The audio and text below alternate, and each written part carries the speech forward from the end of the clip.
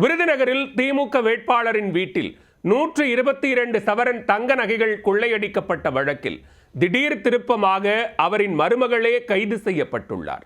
ரகசிய காதலனுடன் சேர்ந்து நகைகளை அள்ளிச் சென்றவர் வசமாக சிக்கியது எப்படி?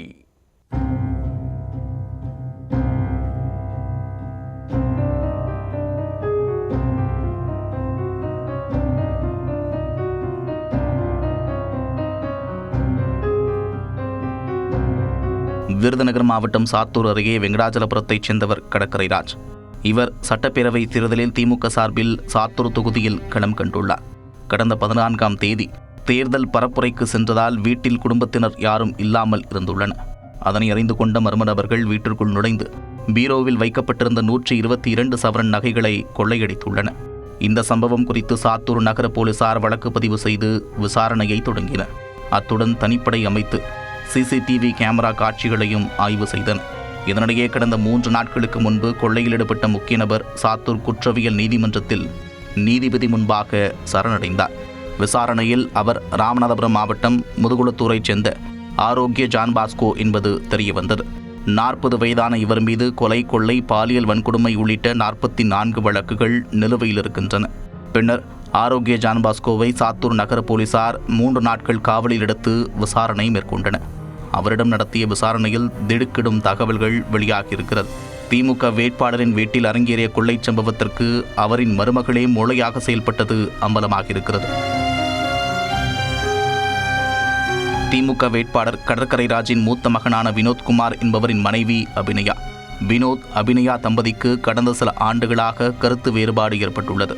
இதனால் அபிநயா தனது கணவரை பிரிந்து தனியாக வசித்து வந்துள்ளார். பின்னர் தனது தோழி பவானி என்பவரின் கணவரான சுரேஷ்குமாருடன் திருமண பந்தத்தை மீறிய உறவில் இருந்து வந்ததாக கூறப்படுகிறது. இதனிடையே அபிநயா திருமணத்தின் போது சீர்வரிசையாக கொண்டு வந்த 35 சவர நகைகளை திமுக வேட்பாளர் கடற்கரை ராஜ் திருப்பிக் கொடுக்க மறுத்ததாக குற்றம் சாட்டப்பட்டது. இதனால் அந்த நகைகளை எப்படியாவது கைப்பற்ற வேண்டும் என்பதற்காக அவர் வில்லங்கமாக யோசித்துள்ளார். இதற்காக தனது தோழி பவானி அவரின் கணவர் சுரேஷ்குமாருடன் சேர்ந்து கூட்டு சதியில் இறங்கியுள்ளார். இறுதியாக திமுக வேட்பாளரின் வீட்டில் ஆளில்லாத நேரத்தில் உள்ளே இறங்கி மொத்த நகைகளையும் ஆட்டையை போட திட்டமிட்டனர். ஆனால் அது அவ்வளவு எளிதல்ல என்று உணர்ந்து கொண்டு மாற்று வழியை தேர்ந்தெடுத்துள்ளனர்.